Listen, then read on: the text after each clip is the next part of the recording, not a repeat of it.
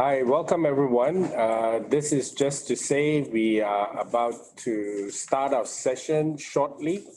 We'll just hang for a few minutes before we kick off the session proper. This session is called Freedom of Expression and Democracy in Asia. It is co-convened by the Asia Center in partnership with the May 18 Memorial Foundation. So bear with us while we get ready to broadcast with the rest of the speakers as they join us. In the meantime, you will see in your chat box a link to our LinkedIn page. So if you don't know the Asia Center already and you would like to know the Asia Center a little bit more, just follow us on the link and you can get a full appraisal of all our activities so far. So once again, Asia Center is based in Bangkok. It works on issues related to civil society, democracy, elections, human rights, and freedom of expression. Under freedom of expression, we look at issues related to academic freedom, press freedom, internet freedom. We cover largely Southeast Asia, but from our work on Southeast Asia, we do interact with the other sub-regions of Asia, namely East Asia and South Asia. So once again, thank you very much for joining us for this session. The session is called the Freedom of Expression and Democracy in Asia. So first of all, I would like to share with you our screen. As it's the usual custom, just to let you know that these are the speakers. I'll introduce them in a minute. While we wait for the introductions, I'll also quickly share with you the webinar guidelines. These should not be unfamiliar to you. You will be placed by our host mute upon entry, and video is disabled. I guess when you speak, you may be able to turn it on, and please send through your questions and reaction through the chat box or use the Zoom Q&A function. You will also be receiving updates from us here at Asia Center, so do check out your chat box from time to time. So moving along, here are some of the upcoming events that Asia Center is organizing that may be of interest to you. You will see them if you follow us on the LinkedIn page. We have an activity with a local provincial university in Thailand around COVID-19 and its impact in Southeast Asia.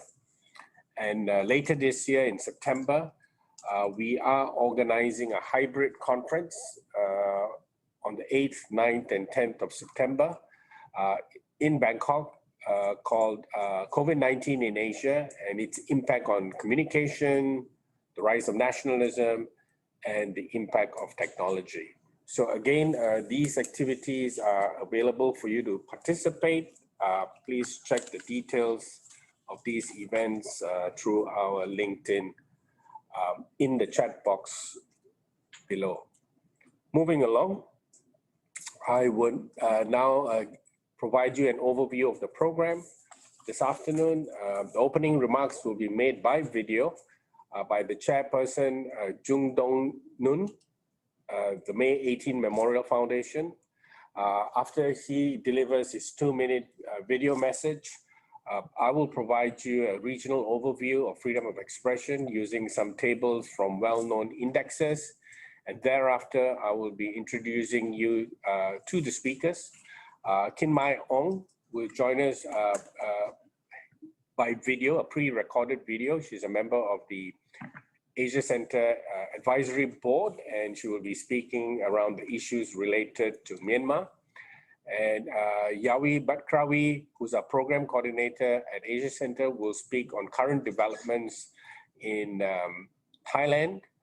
Umar Bacha, an award-winning journalist based in Pakistan, will be speaking about press freedoms in South Asia and in Pakistan in particular. Lily Lee is an independent researcher in Taiwan. She specializes in the Chinese Communist Party's information warfare, and be interesting to hear from her. Pulling all the discussions together would be Asia Center's Executive Director, Dr. Robin Ramcharan, who will tell us what are the key points that emerge in the discussion and what are some converging issues that we could move forward upon. I'll moderate the Q&A session, and Dr. Robin will come in really to give a very brief closing remarks. So without further ado, let me once again, recognize the chairperson of the May 18 Memorial Foundation, Jung Dong Nun, and we will now be sharing a video with sound for all of you to hear his opening remarks.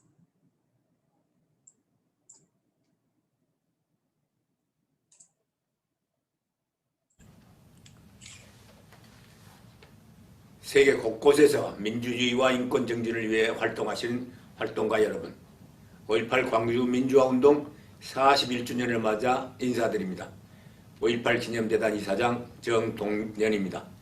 5월 광주는 가장 절망적인 순간에 사람이 사람에게 기적이 되었던 순간을 만들었습니다.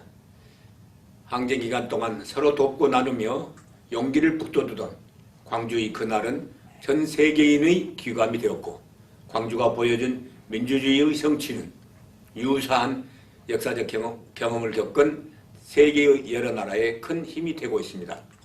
이제 1980년 5월의 광주는 광주만의 것이 아니며 전국으로 그리고 국경을 넘어 전 세계로 확산되어 인간 존엄과 민주주의의 새로운 지평을 열고 있습니다.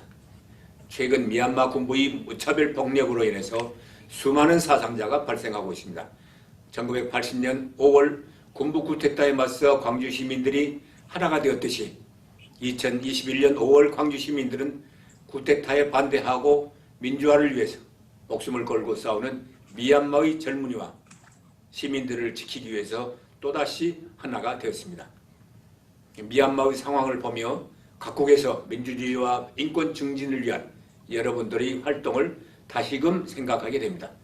이번 광주 민주포럼을 통해 5.18 민주화운동 항쟁 당시 보여준 시민들의 나눔과 같이 연대의 대동세상을 다시 꿈꾸며 거리에서 일터에서 삶의 현장에서 5월의 가치를 되새기고 5월의 대동정신을 실천해 나갈 수 있기를 바랍니다. 코로나19로 직접 만나지 못해 아쉽지만 온라인을 통해서 더 나은 세상을 함께 꿈꿀 수 있어 다행입니다. 참여하는 모든 분들의 행복과 평안을 기원합니다. 감사합니다. So that was the chairperson of the May 18 Memorial Foundation, Jung Dong Nun, essentially, outlining the struggles of the people of Gwangju in South Korea's own struggle for democracy, and once again, pledging solidarity. He made special mention to the events in Myanmar, and he wishes us well and appreciates us being present here to participate in this event. So next, that'll be me. I'm James Gomez at Asia Center, Thailand. If you'd like to know more about me, you can always follow me on Facebook. So that's just a tip right there. But moving along from me, what I like to present to you is an overview of freedom of expression in Asia. And my principal point here really is to get us to think through about the component parts of freedom of expression. Often our radar, falls on press freedom and increasingly on internet freedom. But academic freedom is also part of the cluster of rights under freedom of expression. And oftentimes we miss this. So I think the key message here in this opening remark is really when we speak of freedom of expression, to really break down the component parts and recognize elements such as academic freedom, press freedom, internet freedom, collectively, give rise and give strength to the notion of freedom of expression. And any disturbance or hindrance in any one of these freedoms does have a consequential impact on the other freedoms because they are a cluster of rights. So that's kind of the main message in the opening remark. And the second message is really that when we look at Asia, and I think this is known to all of us who are familiar with the region, that the sub-regions and also the countries within them are different. They come from a different set of laws, political culture, and also political issues and developments. So as a result, we also need to note the nuances and the difference.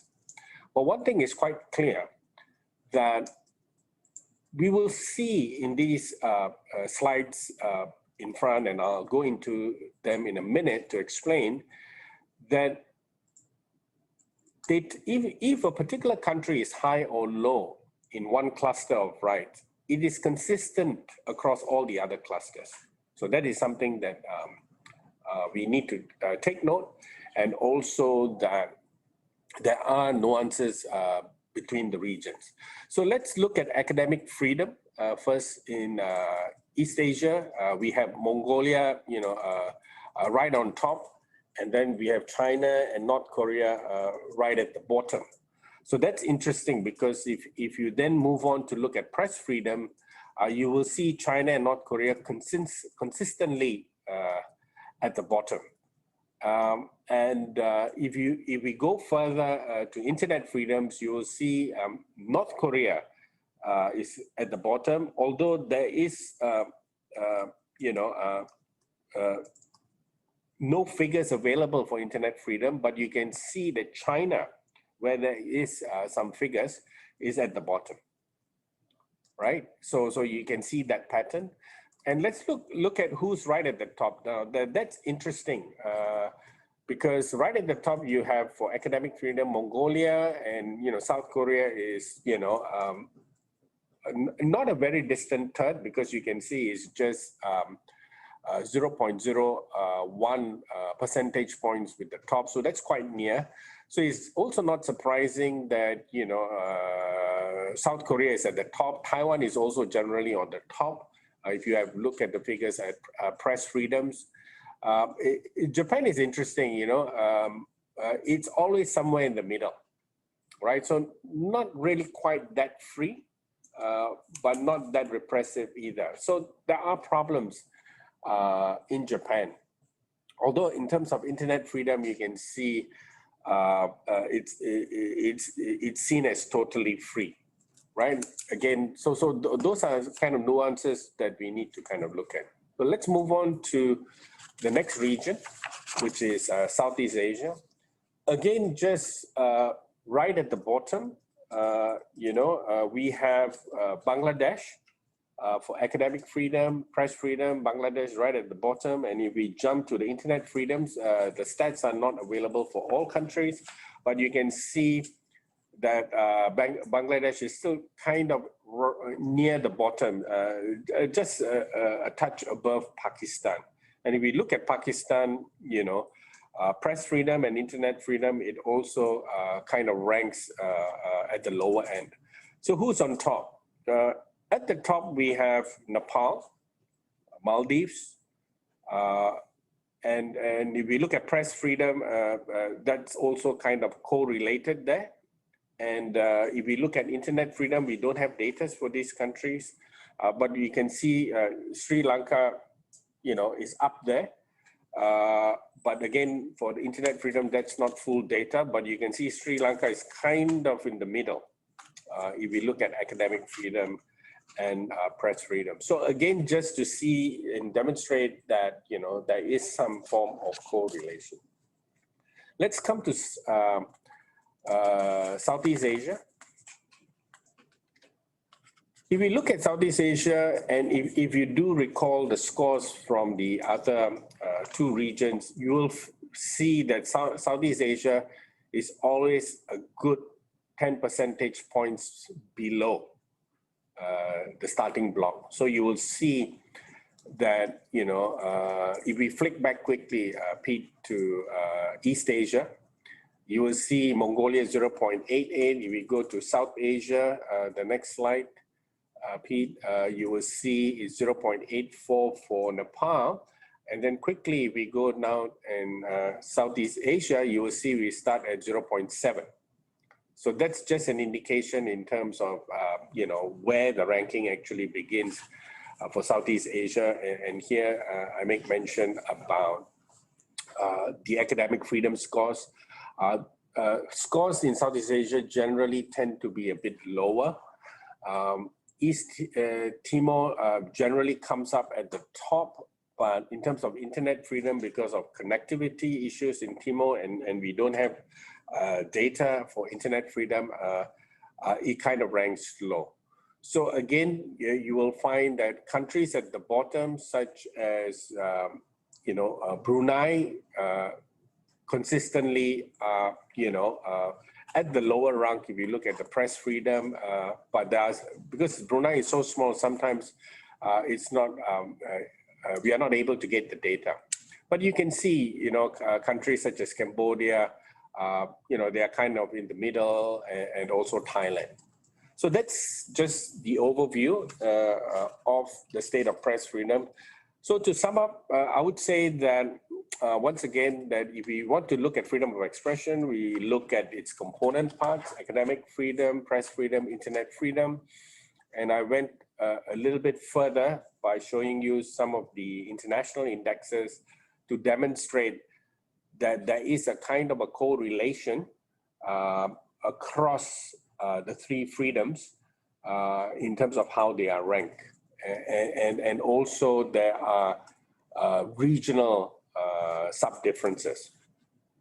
So with that, let me then just introduce you to our first speaker. Our first speaker is Khin Mai Ong.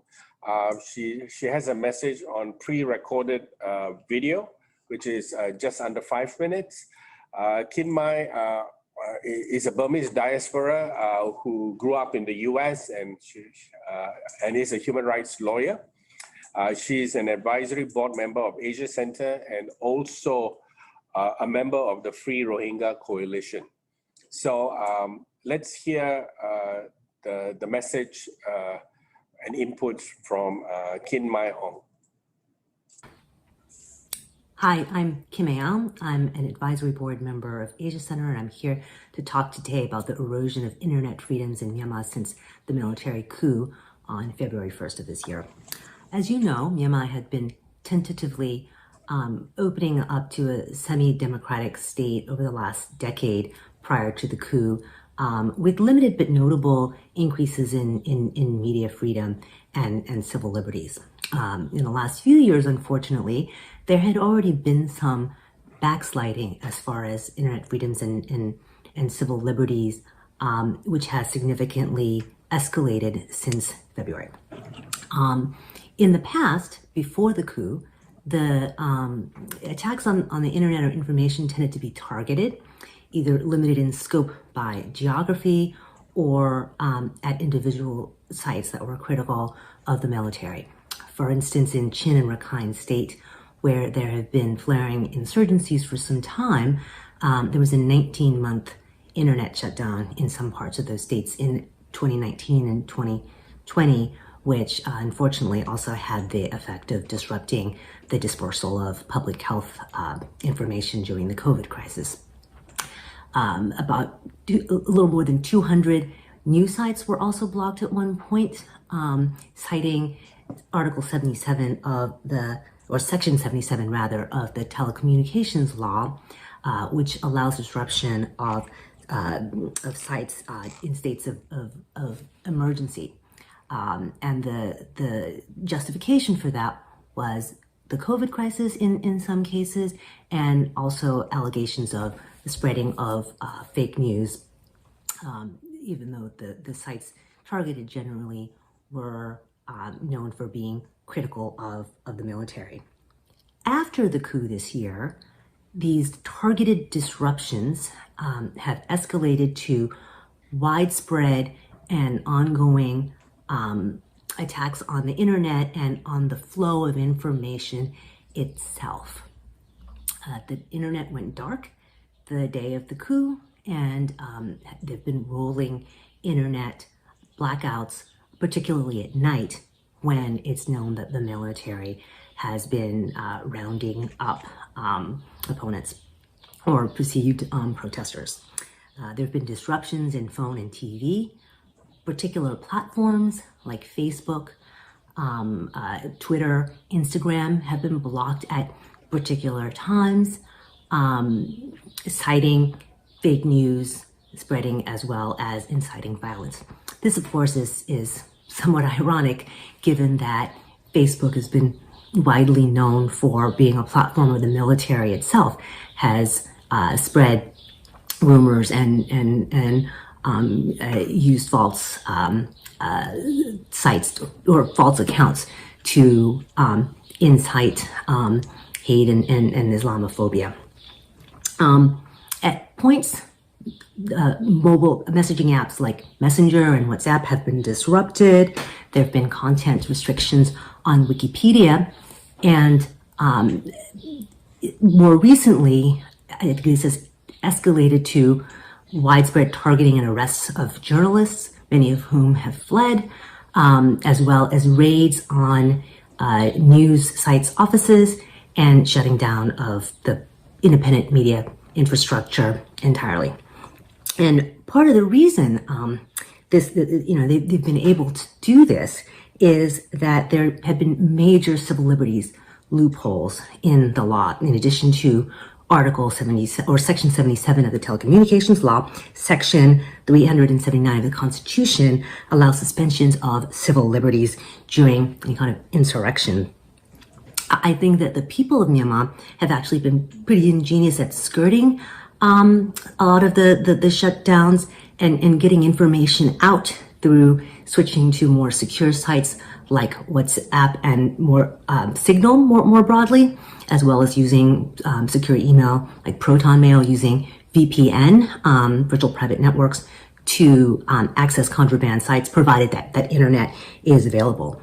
Essentially what's happened is that the Myanmar military has unilaterally decided that its kind of experiment in a semi-open democracy or semi-open society and semi-democracy has failed.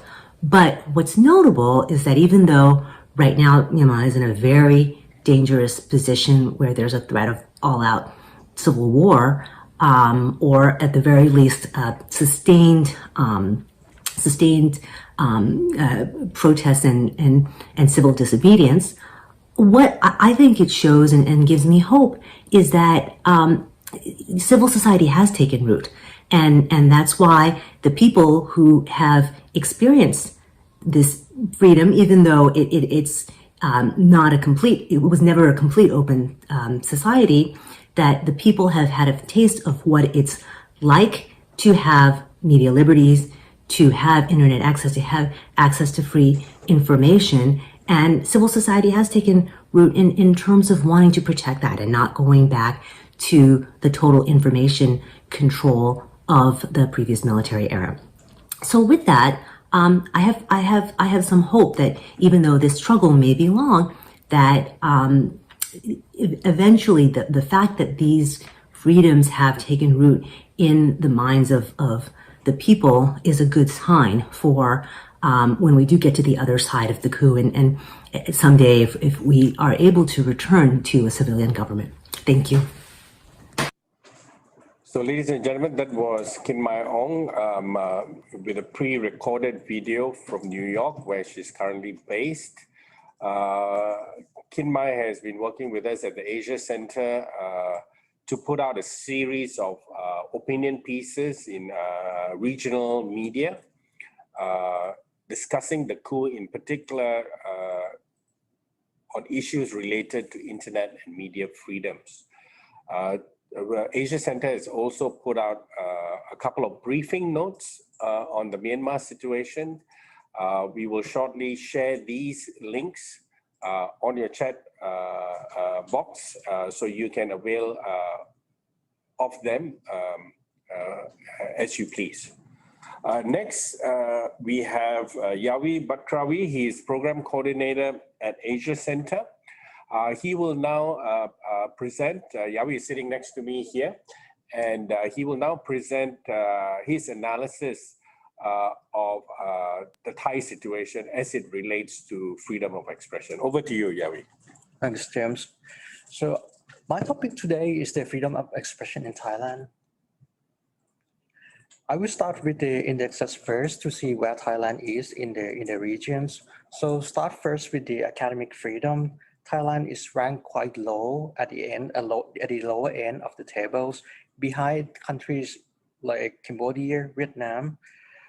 Moving on to the press freedom, Thailand is ranked in the middle. Internet freedoms, Thailand is also somewhere in the middle as well. But in the internet freedom, Thailand is behind countries like Cambodia. So overall, across these three tables, right, it seems to be that Thailand is somewhere in the middle when freedom of expression is concerned. But if we do a little background research, it is actually that Thailand is stagnant, and with evidence suggests that it is moving down the track. And my argument here is that the freedom of expression in Thailand is getting worse due to the democratic backsliding. Next slide, please. Okay. So in the photos, you see David Stressfars. David is a lecturer at the local convened universities. He's an expert on royal defamation law, or lèse majesté. In April this year, his work permit got cancelled by the Immigration Bureau after the police visit the university and has discussions with the university president and the dean of his faculties. And the police expressed concerns over his participations in a workshop that talks about decentralizations. If you are Thai nationals, right, you fare no less better because the other way they can, the security apparatus can suppress the academic freedom is through the random campus visit.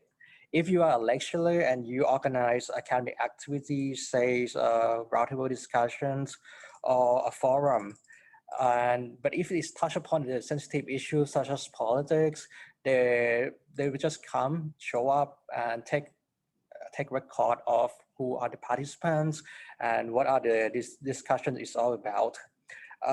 In March this year, one local Thai lecturer, his name is Natapon Jaiting.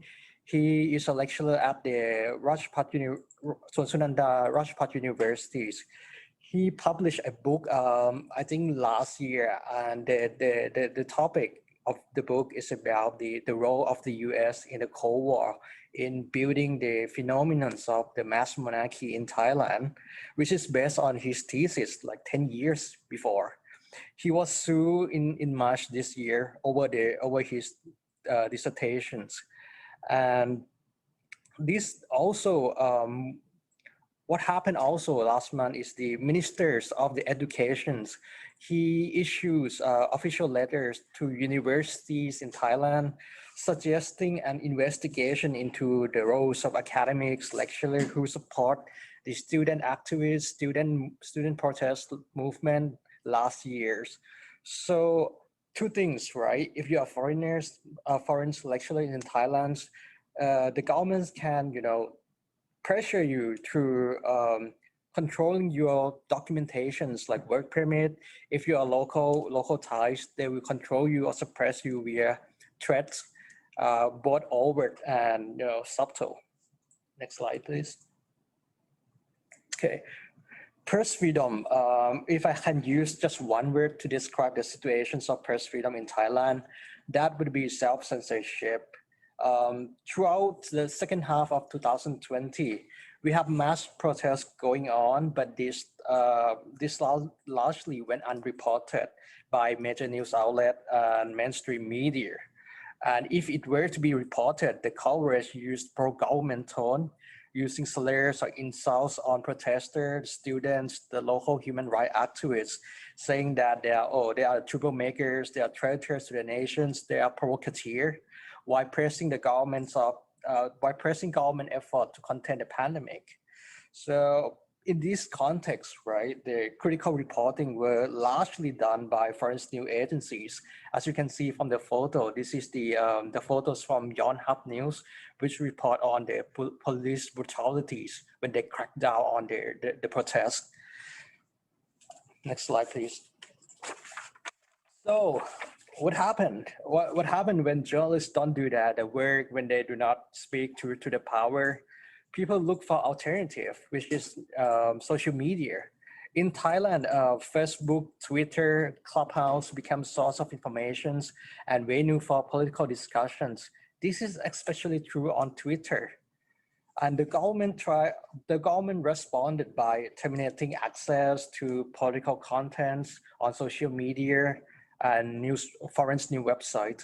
They also deploy cyber troops to engage in information operations, trying to invalidate the claims of the activists and the local human rights defenders by verbally attack them and throwing them with the fake accounts. And in many cases, right, when the media speak out, when the critical journalists speak out, the authority in charge, they accuse them of spreading fake news, which lead to persecutions of user and even platform. They use the Computer Crime Acts and the Lèse Majesté law to criminalize them for speaking up. And when they, for example, right, when they made a request to Facebook asking Facebook to take down some content that they deem sensitive, and when Facebook refused to do so, they also sue Facebook as well. So what's the futures hold for the freedom of expression in Thailand? I would say I would give the context first. So due to the COVID-19 mismanagement, people's sentiment, local people's sentiment is really against the governments here. The more they persecute people based on online comments or based on their speech or their discussions, the more pushback that we face from their civil society organizations and the general populace. And this is the sentiments has been captured well by the Korean Press Dispatch, who talked about, last year about the failures of leadership and accountabilities of leaders in the times of national crisis.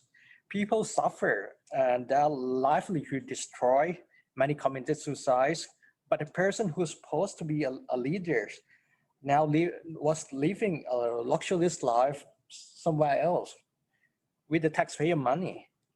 So what I can see here is the continuations of the political tug of war between the government and the protester. But in the long term, the only way out is the regime change or popular uprisings. But whether the Thai people have guts to do that remains to be seen. And from my personal opinions, after like almost 70 years of servitude, worshipping false gods, false idol, I doubt that whether they can do it. But I hope that the students and the young generations, they prove me wrong, because they have something that only a few in my generation have, and something that the generation before me lacks altogether, and that is moral compass. Thank you. That's my presentation. Okay, thank you, Yawi, for your analysis on the state of freedoms in Thailand.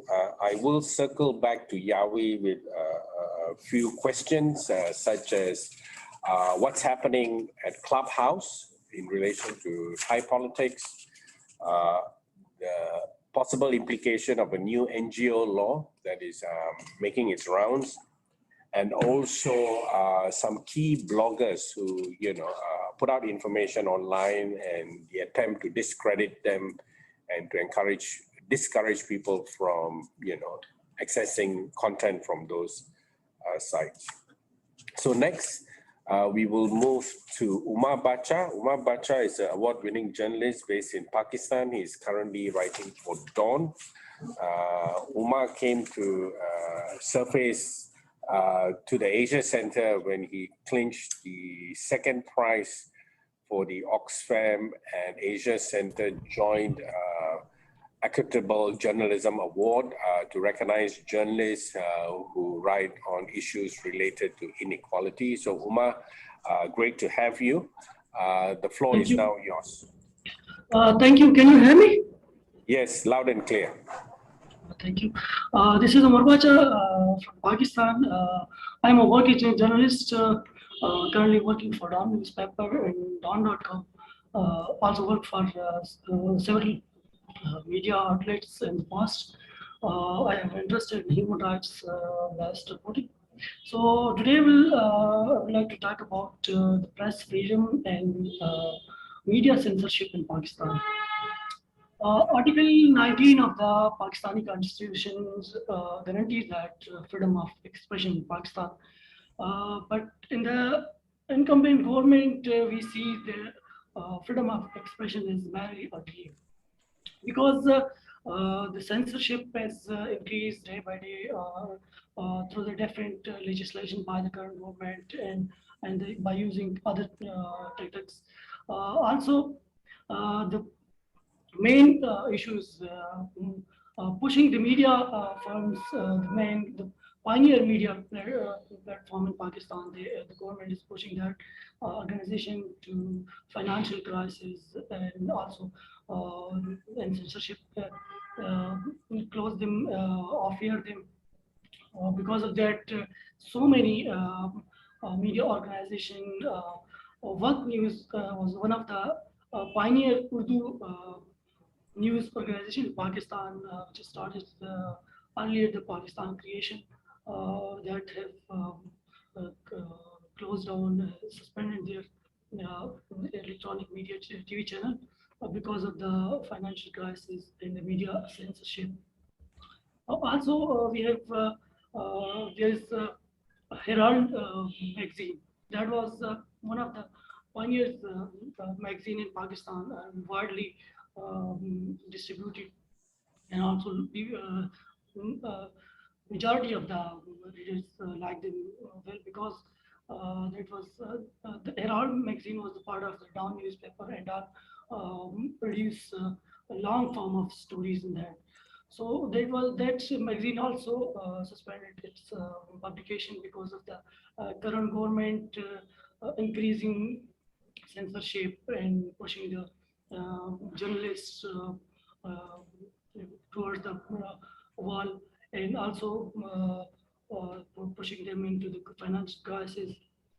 Because we see since the current government, Pakistan Tehreek-e-Insaf government came into ruling, they have started legislation in the different forms, and they are trying to control the media in their hands. And even recently, this government is attempted by suspending internet service across the country. It was the first ever attempt of this government. They suspended the internet service, and no one was able to connect to the internet. WhatsApp service, Facebook, and all the social media platforms closed, except the Gmail.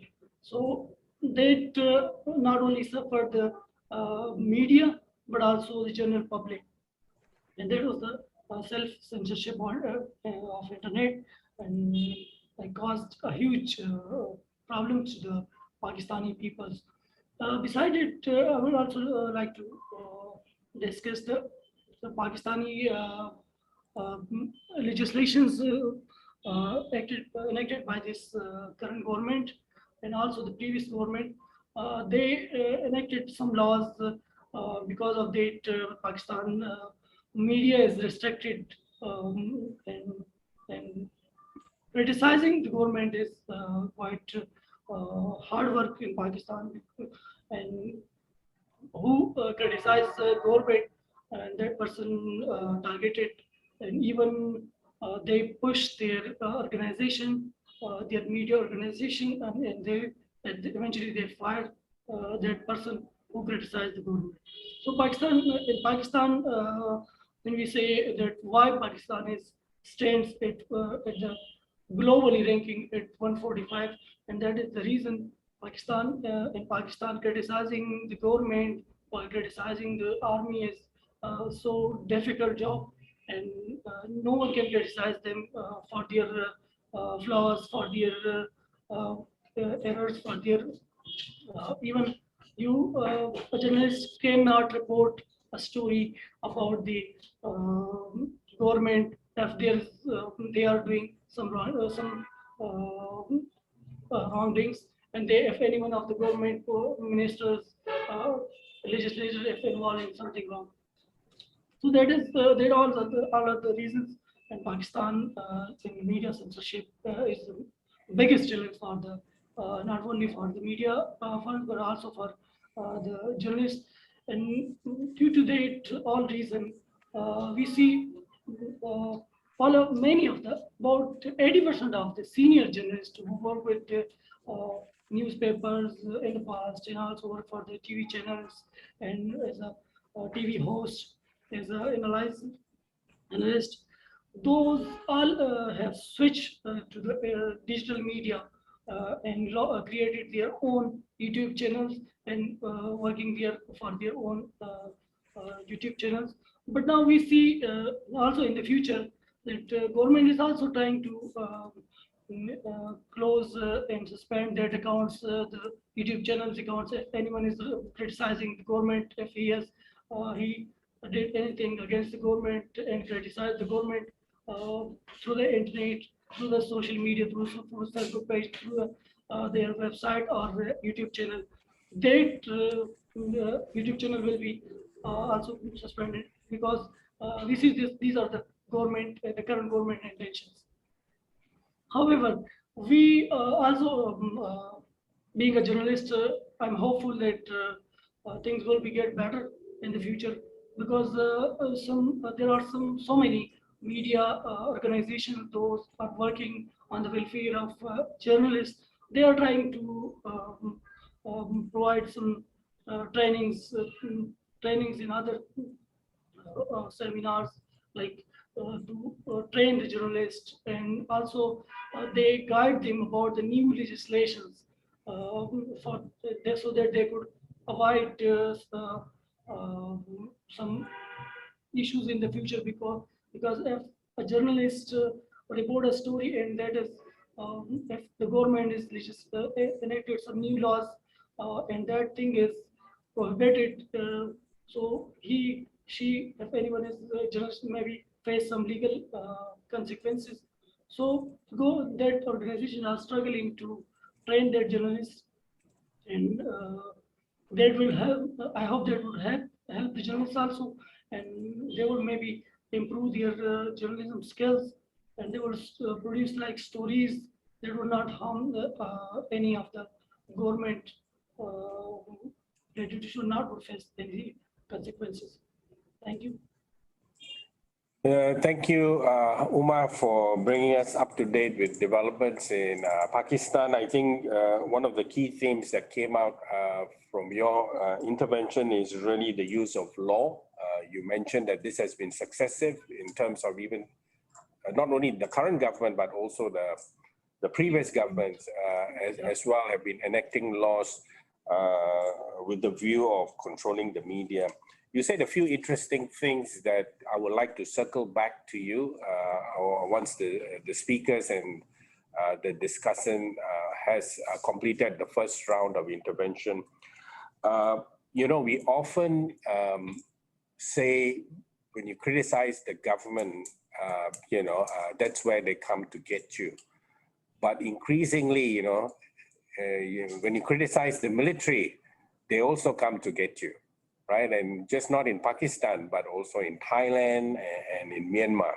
So I think that's an important thing to pull out, and perhaps, when I come back to you, I hope you are somewhere safe, but perhaps you can tell us a little bit more about the military. I see you have a green background, so you're well camouflaged.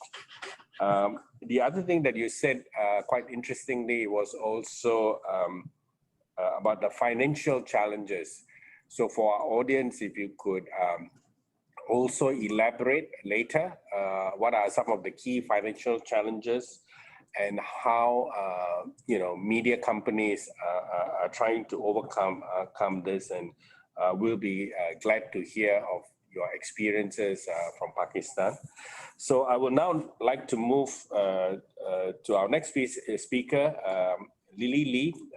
Lily Lee is currently an independent researcher. She has a track record of working with NGOs, especially looking at data and disinformation, in particular looking at the Chinese Communist Party information warfare, not just in relation to Taiwan, but increasingly around the region. You will see in your chat box soon a link to an article where Lily gave her views about China's information warfare that was published by RFA. So I'll send the link through to you. So without further ado, Lily, the floor is yours. Hi, everyone. I'm Lily. I'm an independent researcher based in Taiwan, and I'm sharing some views on freedom of expression and on the internet, and especially focus on disinformation. Next page, please.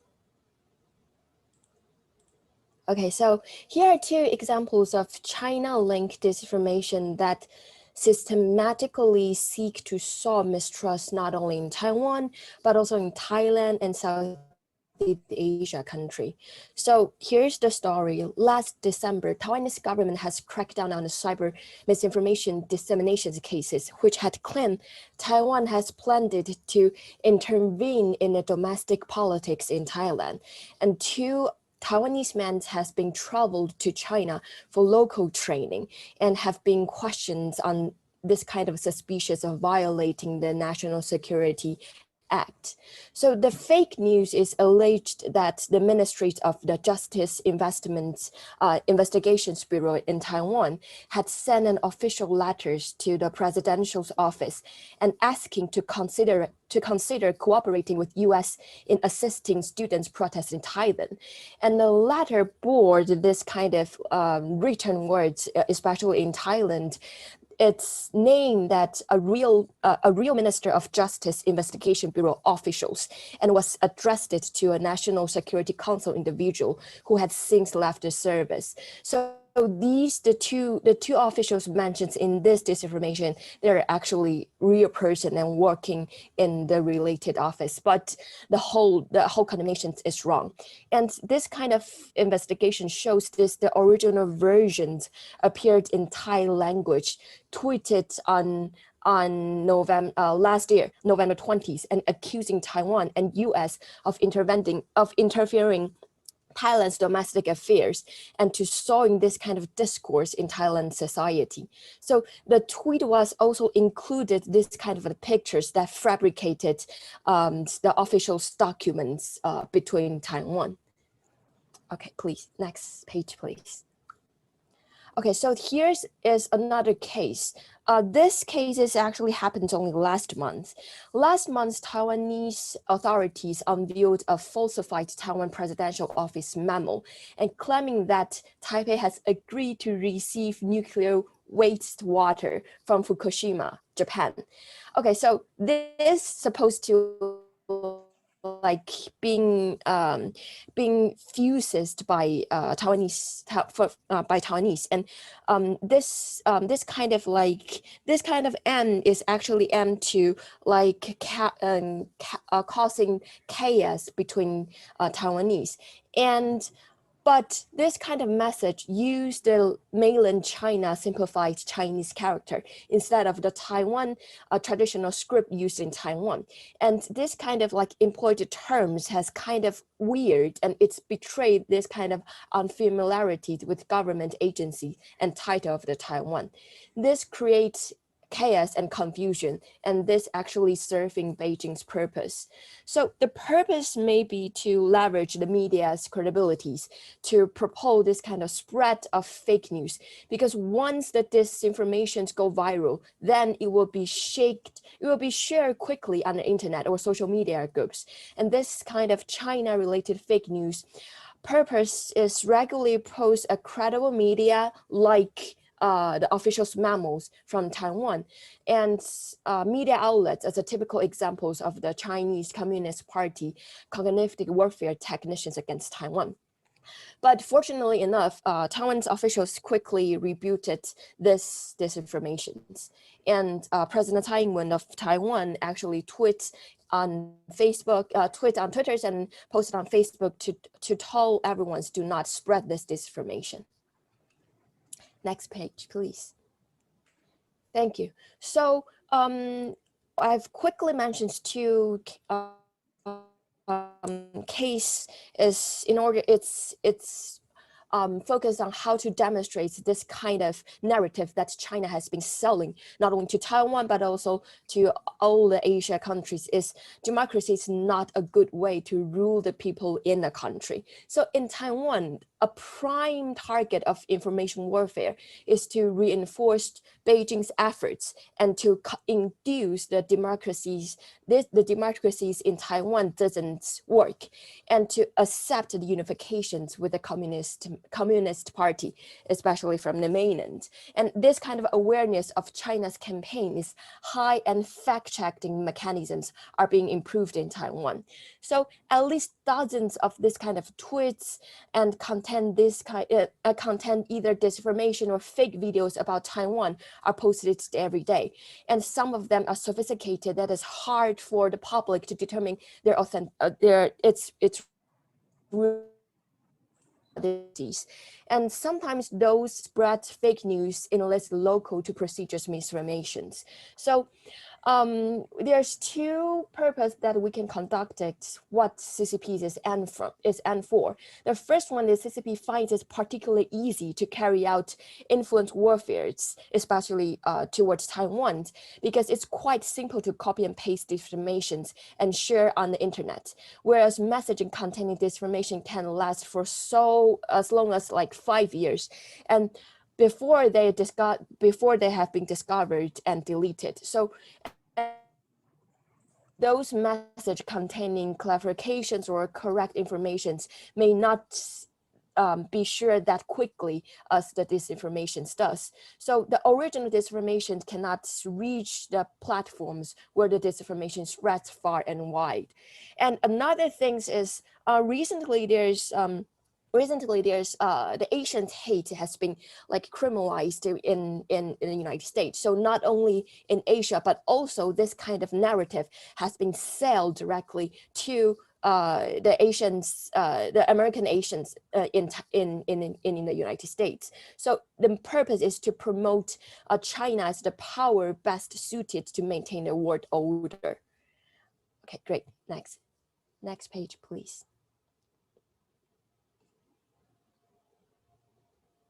Thank you. So to conclude, what have been Taiwanese societies and Taiwan's civil societies and Taiwan governments do is Taiwan is seeking to fight back against fake news and with strict new legislations, media literacy educations, and fact-checking mechanism. So here's one of the law that Taiwan has adopted since 2018.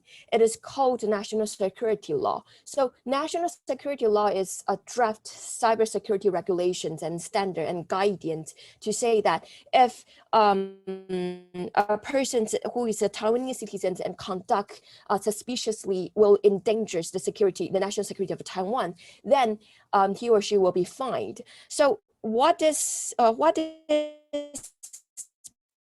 about this law is because there's no specific pinpoint that you cannot spread disinformation, because when the law directly say that it will be fine by posting disinformation, it will put us into a conundrum. That is, how to define how fake is fake, how to define what is a fake news. So as long as not touching this this itchy issues then Taiwanese governments try to figure out the line between the civil societies and the national security issues. And the 4 organization is Taiwan's topmost popular fact-checking centers and app that is actually used by Taiwan. And by these methods and protection, Taiwanese public is actually have this kind of concern to discern the difference between the disinformations that's for the mainland from mainland China and what is the authentic one. Thank you.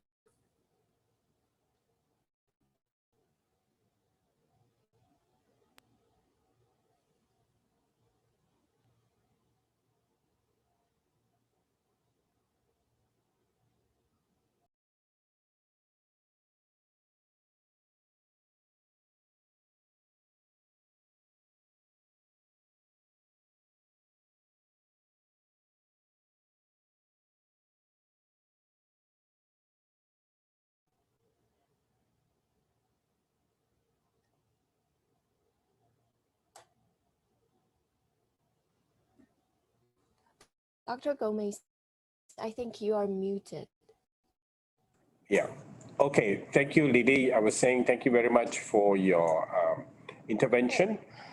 Before I let you go, I just wanted to put out 2 points for you to think about that you could answer when we come back to you. First of all, more information on the CCP information warfare mechanism. If you are able to, take us into China, take us into the CCP information warfare unit and tell us, what you know and how they operate. And secondly, also, perhaps you can also tell us about the real people in Taiwan who are also working to create disinformation, alternative NGO, politicians. What is the role of the KMT and their politicians and their relationship with China? Because this is a very important issue. I think when we speak about, disinformation or information warfare, who are their supporters within Taiwan and who are actively working against, the democratic values that, Taiwan is currently experiencing in the last 10 years or so. So with that, let me turn to Asia Center's Executive Director, Dr. Robin, to kind of pull it all together on the first instance before we go to the different speakers for a first round of questions. So over to you, Robin. Thank you very much, James. And thank you to all the presenters for their very interesting comments, presentations on the different country situations. Let me try to pull a few of the strands together here and make some kind of summary, if you will, comments, and maybe to pose some questions in addition to those that James has just posed. So the first thing that we have noted, and James brought this out in his overview of the region. First, we must understand the complexities, the various dimensions of freedom of expression. And broadly, when we speak about freedom of expression, we're speaking about at least 2-3 things.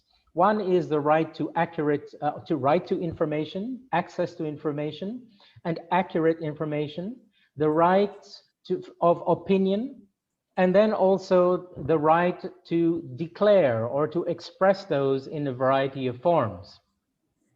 So whether it's through the press, whether it's through academic writing, presentations, through the internet, social media, and so on. So James, Dr. Gomez in his remarks mentioned three components, very important components: academic freedom, freedom of the press, and freedom on the internet, all of which face difficulties today. So the first point, again, is the complexity, the understanding the different components of freedom of expression. Related to that, I would like to just make a quick comment. My second point here is on academic freedom. In addition to what was said, I'd like us to think about in the academic setting. We are living in a world where universities are turning towards, increasingly towards STEM research, STEM activities, science, technology, mathematics, engineering, and so on. And in this environment, universities are receiving rankings. And what does it mean to be a #1 university in the region if your university is also stifling freedom of expression? Isn't the point of a university to encourage critical thinking? So that's my second point, something we can reflect on. The third broad thing here that has come through, of course, the different country situations, Myanmar, Thailand, Pakistan, and of course, what's happening to Taiwan, or what China is doing via Taiwan. So in relation to Myanmar, the use of the internet as a tool by the military has been noted very well. The use of Section 77 of the Telecoms Law. One thing I will note here is the intersection between the internet shutdowns, the use of the telecom law to stifle expression, and its combination with relevant COVID laws and fake news laws. We've heard about from Asia Center, Yawi, about the situation in Thailand, that the freedom of expression situation is getting worse, right? And he rightly pointed to the self-censorship in the press, but also to the situation in the Thai academia. And being also familiar with this context, I can even give you another anecdote of a recent example in which a foreign lecturer gave some opinions in writing in an opinion piece about the constitutional context in Thailand and about monarchy and so on. And this is very interesting. The information that I have suggests that even some students went looking for this person, right? And were asking for his expulsion, basically. So it's coming to the self-censorship, and we will come back to the role of the ordinary citizen and what Yawi said about the prospects of freedom of expression, real democracy in Thailand later. We had a discussion, interesting discussion about Pakistan, the country situation in Pakistan, where there is high degree of censorship, financial problems also leading to closures. Dr. James mentioned the lawfare, and here again we have government and military, just like in Thailand, just like in Myanmar. In the Thai context also, I should not fail to note that the stifling of freedom of expression is happening in the context of COVID-19 and COVID-19 laws and fake news laws as well. They are complementing each other, yeah? And of course, we had a very interesting presentation by Lily Lee about the disinformation, misinformation campaigns coming out of China to Southeast Asia via Taiwan. So here, the fourth point I would like to note that came out of the conversations is the role of tech companies, yeah? And in the discussion on Myanmar, it was noted how the military has effectively used the Facebook for its own ends. And of course, there is a wider discussion regionally and globally about the role of internet companies in propagating misinformation, disinformation, and so on. Okay, and it is leading indeed to a polarization of societies, whether it's whichever society we are talking about. And again, this is a regional and a global problem. And the sixth point I would come to link to that polarization is, well, Kin spoke about in talking about Myanmar, spoke about hope. And some hope was there, she noted, in relation to the entrenchment of the civil society and in Myanmar, and their desire not to see a rollback of the democratic gains made in the last decade or so. The chairman of the May 18 Foundation spoke about how of hope, essentially, that people can make the difference, ordinary people can make the difference. But we are confronted with also this deep polarization across societies, whether it's Thailand, whether it's Myanmar, maybe whether it's Pakistan, and perhaps Umar Basha can also speak about that, how this is affecting the media landscape.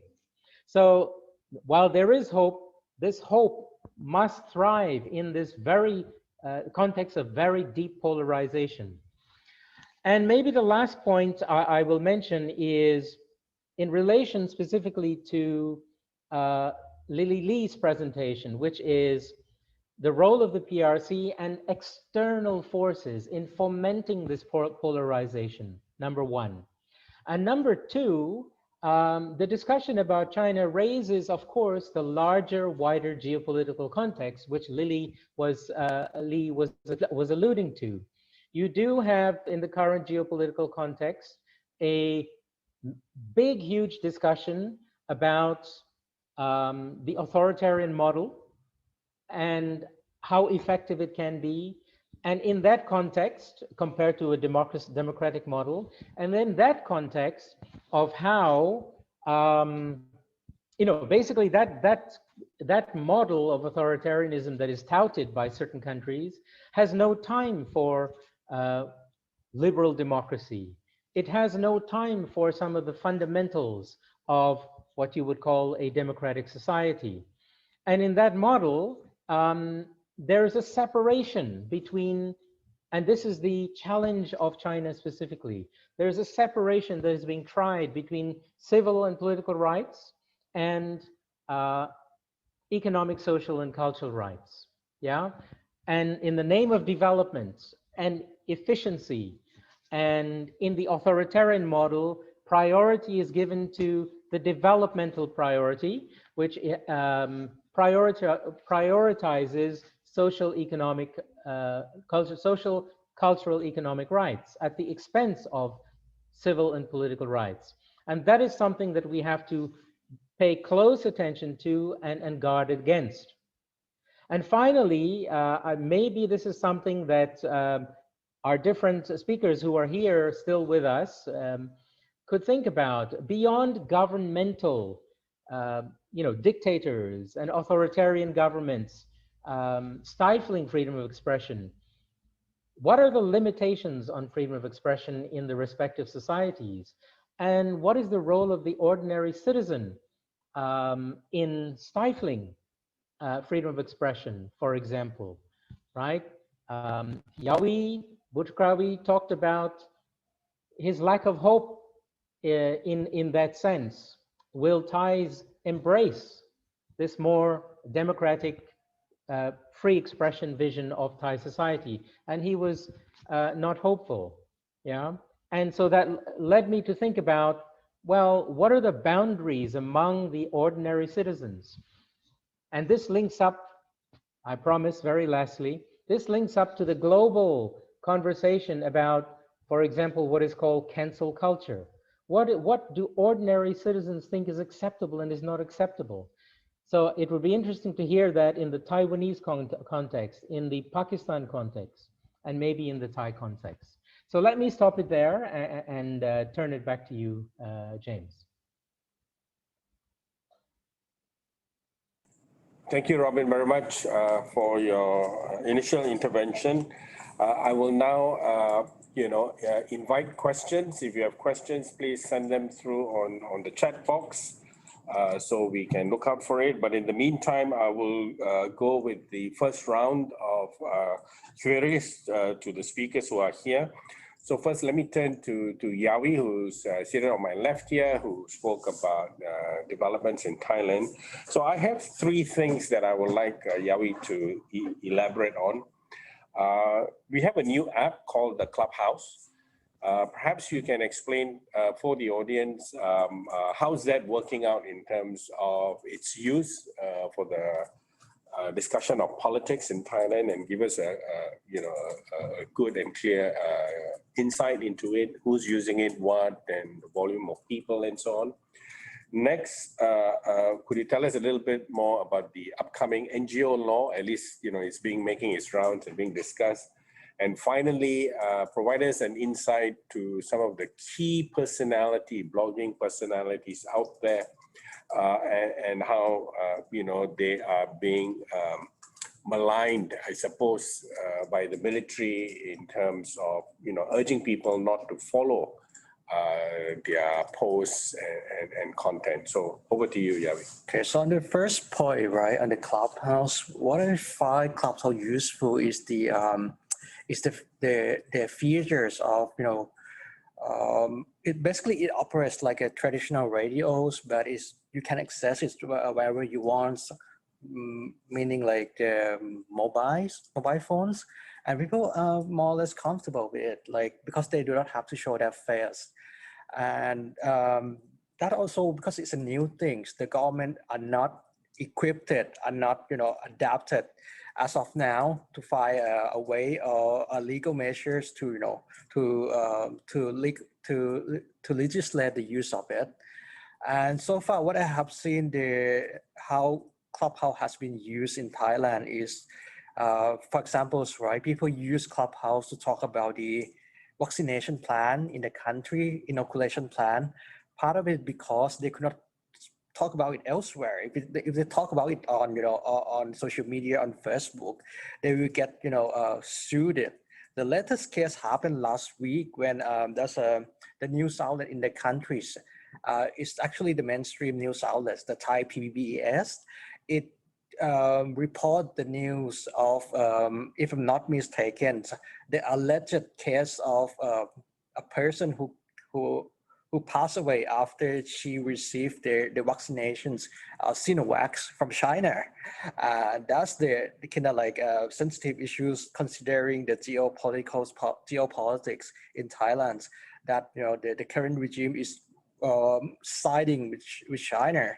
So people talk at great length and in Clubhouse about this, like what would be the alternative? Why don't governments bring another, like a vaccine like Pfizer, Moderna, or even like Coronavax, I guess. Yeah, so that's like the main discussions over Clubhouse. And it's also in terms of access, right? Anybody can talk there. Subject to the approval of the users, the existing users. The former Prime Minister Thaksin Shinawatra, he also used Clubhouse as a channel to convey his thought, his visions about the problem in Thai societies, how the government should do and should not do in order to get out of this, COVID-19 crisis. What's the second point again, James? Sorry. The NGO law. Right, the NGO laws in Thailand, right? I think in the first, in the early parts of these years, right, the government trying to, they're actually considering legislate the civil society organization in Thailand by pushing out a news law, which will allow the government to conduct investigation into their source of incomes, their activities. And the NGOs have to register with the Ministry of Interior. What that means in real context is like, because the law is so vaguely worded, any association or assembly more than 4 persons must register under this law.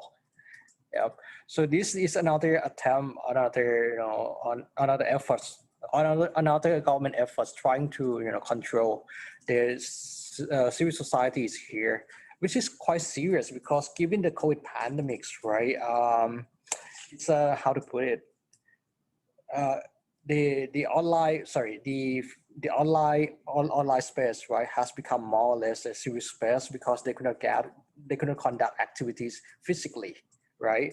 So given that the freedom of expression in Thailand is already going down track, then they add this another layers of law trying to control the physical organizations of the CSO here. So that will definitely have some implications on the human rights and the works of the civil society organization in Thailand. And the third point is on the key bloggers. The key bloggers in Thailand to talk about the sensitive, so-called sensitive issues in Thailand. Most of them are living abroad in exile, obviously. One of them is Somsakjiam Tiraskun. He's a political dissident, academics also. He lives in Paris right now. And his information is most of the time accurate, so much so that even the conservative ultra royalists in Thailand have to follow him to get informations. Because as I mentioned in my presentations that it's the climate of self-censorship in Thailand that nobody can talk about this topic. So even the supporters of the government, the loyalists, the conservative, they have to follow the so-called political dissidents abroad to get to know what's going on. And the other person will be Ajahn Praveen. Ajahn Praveen, who is academic living in exile in Japan.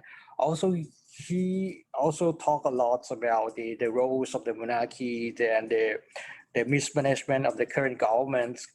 And the other person would be Andrew McGregor Marshall, who I'm not sure where he lives now. I suppose that he lives in Scotland. Andrew is also a former journalist, and he wrote a book. He talked about the roles of the monarchy in Thai politics. So basically, of these three, I would say academia, and academia and critical thinkers, because they touch upon the issues of monarchy in Thailand. That's why they are people. The government are really after them. They do monitor them on Facebook and other social media platforms. And they even during my presentations, right, when I say that the government made a request to Facebook to take down the political comments on their platform, it is the political contents by most of the time by these three scholars, I would say. Yep. Thank you, Yawi, for that. So I will now move to Uma. Uma, following your presentation, we wanted to hear a lot more about the role of the military in terms of press freedoms or criticism of the military. So we'll begin with that question first, and perhaps you can highlight to us on that matter further. Okay. In Pakistan, since 1979, when there was a dictator, Ziaul Haq, who tried to fully control the media in Pakistan and keep it for long. And now the current government is the second one who is the same, trying to control and restrict the media through legislation by forcing the PAMRA, Pakistan Electronic Media Regulatory Authority. As you know, last year, even the Pakistan, the military spokesperson is now a member of the Pakistan Electronic Media Regulatory Authority. So he can use his powers to ask the PAMRA to off-air that channel, to find that channel, and even they asked the owners of the channels to fire anyone who criticized the military in Pakistan. So he knew he then no longer part of that channel. So I think media is in the fully control of military, and we generally say it is not the fact, but we generally say that the incumbent government is actually the military government. So that is. So I see. So I guess Imran Khan may not be quite independent as you know, analysts had already predicted. But I still want to kind of explore the military point with you. Perhaps can you give us an insight of any particular incident, you know, a well-known incident where the military was kind of actively against the press or clamped down? What was the issue, you know, if you can recall? Yeah. So it is very hard and well, maybe threat for me, but I will let you know the story. There was our senior editor and columnist in the Dawn Media Group, Cyril Mehta. Cyril Mehta wrote about one of the secret meeting about the military and government, and then even the military and government issued asked the government to suspend the publication of Dawn, and then even eventually after a year this situation remained continue, and he even as Cyril Mehta claimed that he was threatened also. Eventually he left the media, and even he left the country. Now I don't know where he is residing, but he left the country because his life security. So that was the reason he wrote about a story about a secret meeting of military, and then he was no longer part of the Dawn. Even you know, the Dawn is the most credible in pioneer organization, which is launched by the Pakistan leader who created this country, Qaidism. So Dawn is the most credible in, we can say that authentic organization in Pakistan, reliable organization, where they try to fire their reporters, their journalists. So that is the one of the incidents I know. So there are a lot of incidents, but you know, we can't discuss anything about that. Okay, no problem. Yeah, no problem. Umar, could you maybe then explain some of the financial challenges that media outlets and companies are facing? This is something that is being experienced globally and also in the region. So perhaps some views or thoughts on that. As I know, in Pakistan, when this Imran Khan government came into ruling, he first of all he ordered the PEMRA to, and then even the CPNE, Pakistan newspaper organization, to send their findings that were who are in the back of media in Pakistan. Even as you know, Pakistani media played a vital role in the Imran Khan government, because they even covered his political gatherings, all of the which continued for months. But Pakistani media gave him a favor coverage, best coverage to Imran Khan.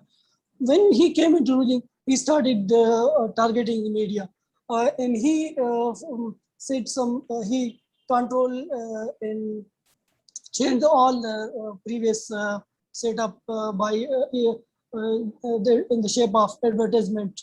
You know, advertisement is given to the media platforms by the government, but now even he set his own prices of that advertisement, and which is in which the media platforms could not afford, even not running their their platforms and facing the financial challenges. So that is the basic reason. And secondly, the digital media is also playing a role in which is I think is one of the causes of financial causes of mainstream media, because these people are switching to digital media. People flow to the digital media, and newspaper is I think mostly affected thing in Pakistan. News which is mostly affected due to the digital media, because no one is going to buy a newspaper in the market, but he can go to the internet and read newspaper through a one click and through a mobile. So that is also putting up its role in the financial classes of print media. Electronic media is also trying to open their digital platforms, and so many organizations have started their own digital sites and YouTube channels where they even conduct political shows and other activities. So people are switching to digital media, and that is one of the things causing the financial crisis of media in Pakistan. We just had a question from the audience. So this is directed to you. And the question is, what are your views about Indus News? Waqar Rizvi. Is it well received, tolerated? Indus News. Yes.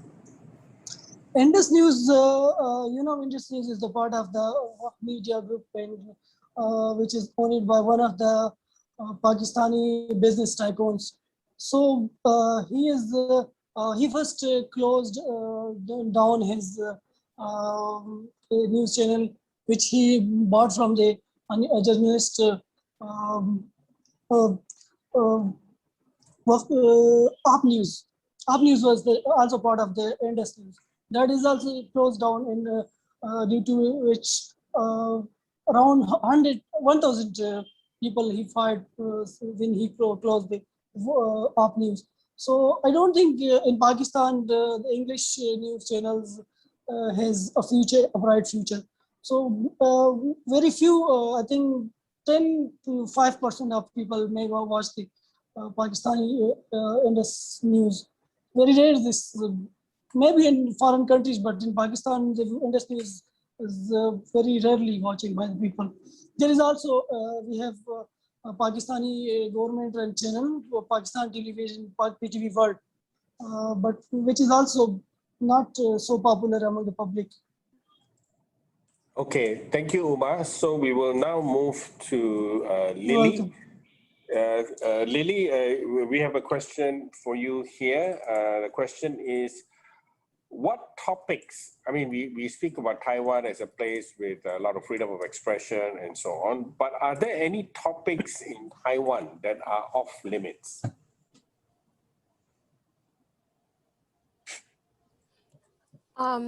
To be honest, the freedom of expression in Taiwan is not, there's no like red zone for Taiwanese to speak about, but we cannot spread disinformation or misinformation about COVID-19, because recently, especially within 2 weeks, Taiwan's situation isn't that good compared to 2020, especially some preventions of COVID-19. So we have been warned, the Taiwanese has been warned that if we spread misinformation about COVID-19, then we'll be fined. And I think this is the only things that is practically out of the in the red zone, out of the limit. And the second thing is when people in Taiwan try to fabricate or spreading disinformation, if it is something that is seriously connected to national securities or cross-state issues, then it will be investigated and might be prosecuted. Yeah, I think the issue of cross-strait issues, that is quite well known as no-go area. But do you think, just sort of circle back on the COVID-19 situation that happened recently, is it a spread of misinformation of COVID-19, or is that people are not honest about what they are doing? Because, you know, it's all this nightclub and karaoke activity, right? That people participate, you know, quite widely, but don't want to talk about it. So is that part of the problem, you think? I think, of course, it is a part of the problem, especially when you have to be asked about your privacy life and it's not that ethical, then people would tend to hide why the reasons they are in a nightclub or of the sexy tea shop to have some like affairs. I think this actually caused the outbreak in Taiwan. But to be honest, till now, I think the situation is quite under control compared to other countries in last year.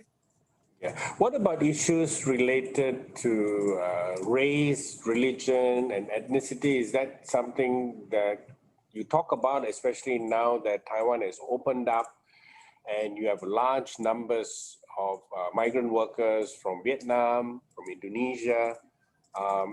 Is that something, you know, talked about, for example? And another thing is the history, the whole Kuomintang history, right? From Chiang Kai-shek to his son, and also what I call the strong residue of the Kuomintang still present in Taiwanese society. Over to you, Lily. Yeah.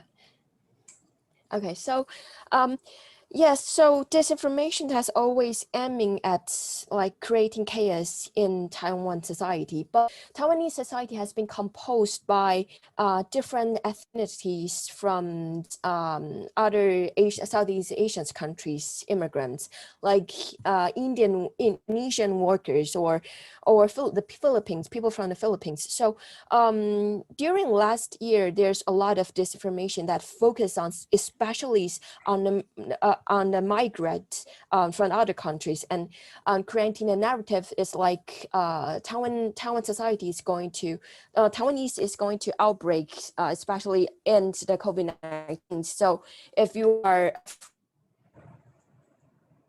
or getting infected, then you had to get back to your own country.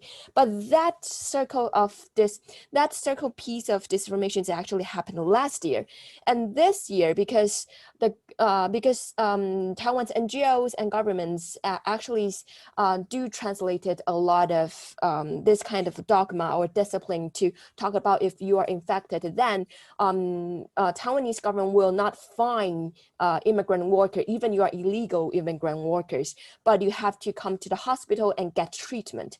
And this kind of like message has been interpreted has been translated into many languages and spread to the immigrants workers group. So till now, I think it's pretty efficient, and I think we are acting quite well. But on the other hand, Dr. Gomez talks about the Kuomintang issues. So Kuomintang is actually it is actually a party that is always riding across the fence, right? So at some point, they will promote and asking Taiwanese government, the ruling parties, the DPP, to accept the vaccine from China, and there's some sort of things, right?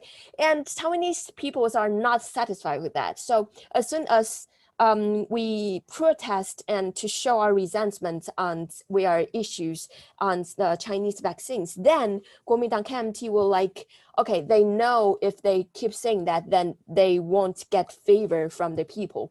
So they always try to shift this kind of like attitude.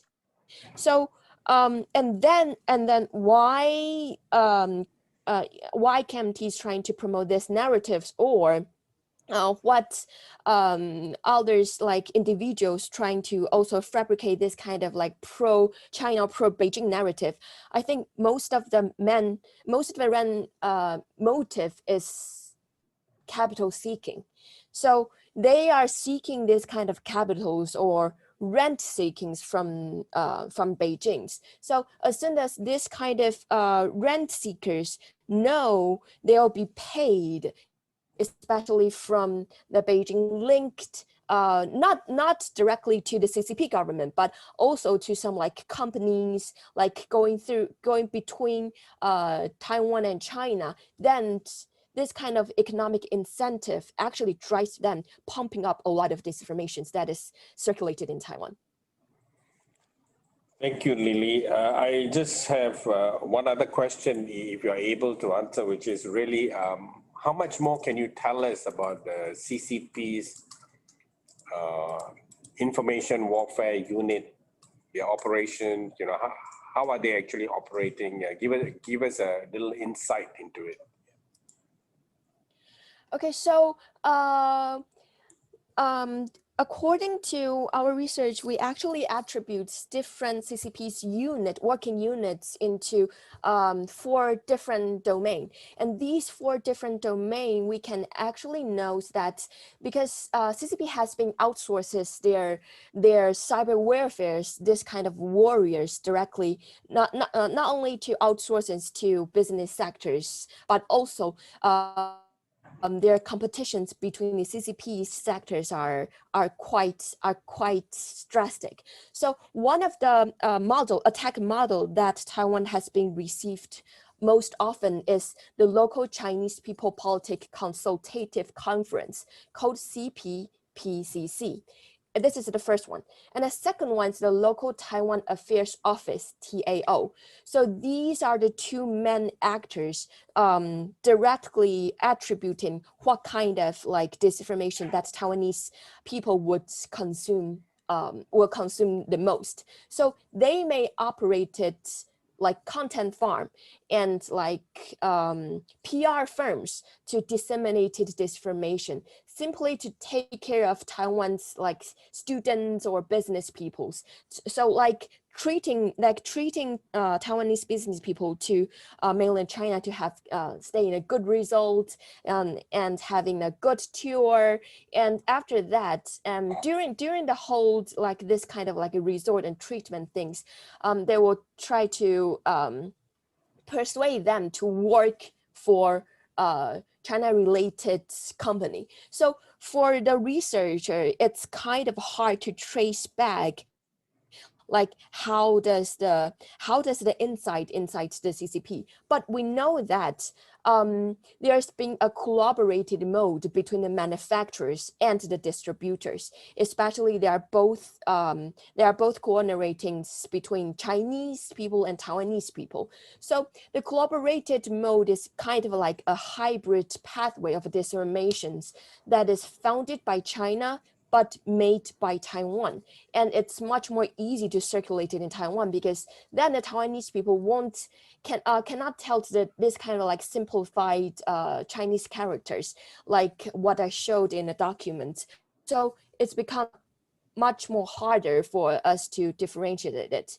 And another thing is CCP trying to match the gist of a policy that is launched recently called One Generation and One Spectrum, which is launched by China to get in touch with Taiwanese audience. And during the whole elections in 2020, this kind of like collaboration mode has been exploited to fabricate disinformation and spread by local surrogates. And here, when I talk about local surrogates, it's not only in Taiwan, but also some of the connections will go between mainland China and Taiwan.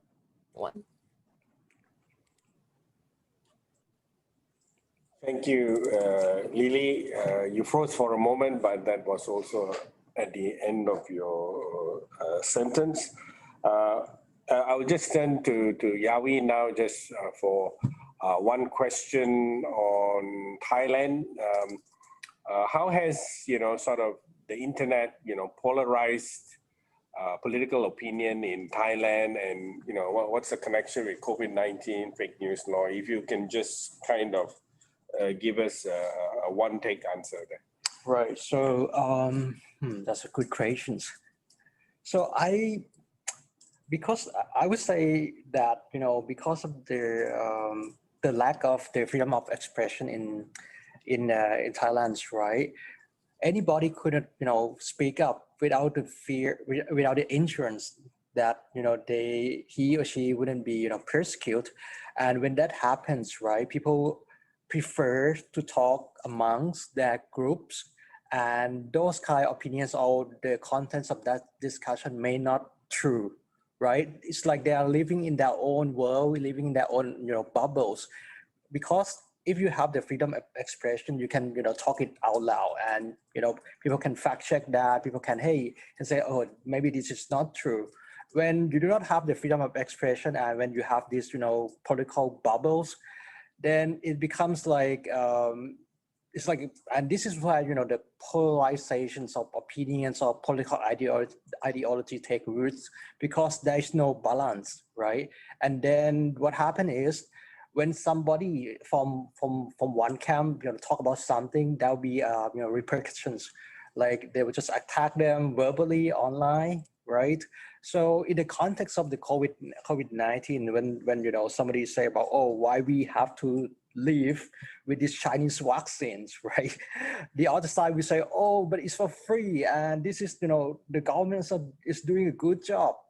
And those who voicing the dissenting opinion, they are not, they are not good doers. They do not have a good intention. They are malign actors. That that I think that's answer the questions. Okay, thank you, Yawi. I mean, I'm reminded of the acronyms that come up also when Lily was speaking. We have the CCP, CP, all of that. And I just also want to recognize we also have a CP in Thailand that's talking to China. So just take that as a footnote. We are, closing towards time. The session finishes in about 17, 18 minutes.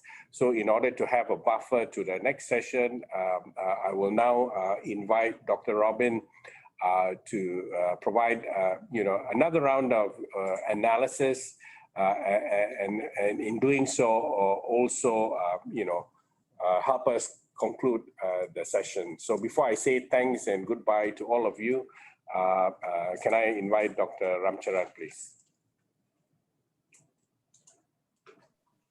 Very good. Thank you, James. And thank you to all the panelists for this interesting talk. I perhaps, without repeating what I've said before, and without, of course, I couldn't do justice to all the important points that were made. Where I would start is, this panel is interesting for one reason, at least, which is we have a panel of all Asian people, and some Asian looking, all Asian people, all Asian people who are here vividly and fiercely defending freedom of expression and human rights, and advocating for it and analyzing it. And I find that in and of itself something very positive and very important to note. And I want to relate that to maybe to the bigger picture that I was talking about, right? Freedom of expression is so fundamental to our lives. Mind and body are connected. And so freedom of expression, if we don't have it, it's both mental torture and physical pain. Yeah. It's a quality, it's a right, it's something that is so deeply part of our beings. Yeah, if we cannot just express our thoughts. Luckily, our thoughts cannot be taken away from here, but obviously we can be prevented from expressing them. So I think it's very important to have this kind of discussion, and to note that, again, coming back to the all Asian panel, that there is a discourse in the international community today, as I said, about the separation, the divide between two different sets of rights. And in certain parts of Asia, some big power that Lily spoke about, is advocating for this separation and for this secondary status of the civil and political riots. It is a riot, but civil and political rights, yeah? And I think that is what we have to resist very ferociously, very strongly, and this is a very important part of that resistance, I would say. We must be able to confidently say in Asia that we were there drafting the Universal Declaration of Human Rights. Yeah, we were there drafting the right to free expression, freedom of expression. And indeed, it is true, if you look back at the history, the drafters of the Universal Declaration of Human Rights drew on at least 10 Asian constitutions, right? When they looked at different models. They also, the drafters themselves included people from all over Asia, delegates from all over Asia, including 3 persons who were directly involved in drafting from the Asian continent. One is Charles Malik, one is Hansa from Lebanon, one is Hansa Mehta from India, and one is P.C. Chang, right, from China. And P.C. Chang in particular defended, when they agreed on these basic fundamental common sets of standards, of course, he also agreed that freedom of expression was most important for the dignity of the human being. And he also agreed that the dignity of the human being should be the fundamental basis on which this document, these human rights, should be based. So again, I want to note the contribution of Asians to this important document, which serves as a kind of, a universal moral standard by which governments are judged and assessed in terms of their performance and their treatment of their own citizens. So I think this, to bring it to my remarks to a conclusion, I would say that the Gwangju Forum is a very important forum to give expression to the value that Asians, Southeast Asians, South Asians place on civil political rights and economic, social, cultural rights, and the fact that you cannot separate them.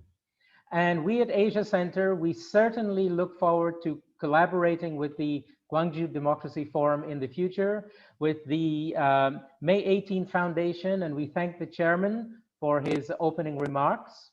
We thank all of the panelists for their invaluable contributions, and we look forward to seeing you all again, and to together upholding the fundamental values that we all aspire to. And let's all together please work and strive to protect the universality of human rights, to uphold the standards that were agreed to by all countries in 1993 at Vienna, and to keep the, to ensure the indivisibility of rights. Freedom of expression is ultimately important for economic and social and cultural rights. So thank you all very much, and we hope to see you all again, and it was a pleasure to participate in this forum.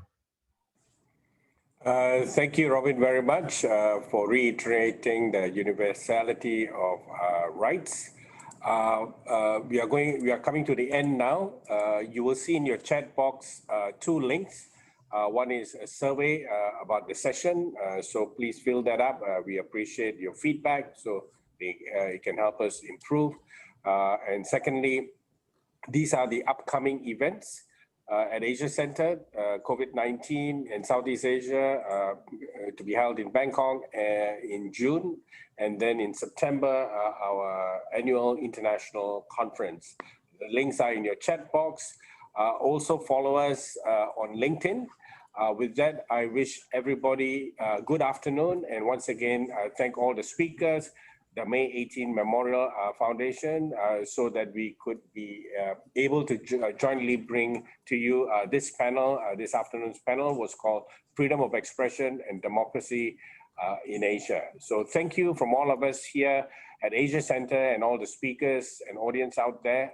A very good afternoon and goodbye. Goodbye. Thank you. Thank you for Thank you.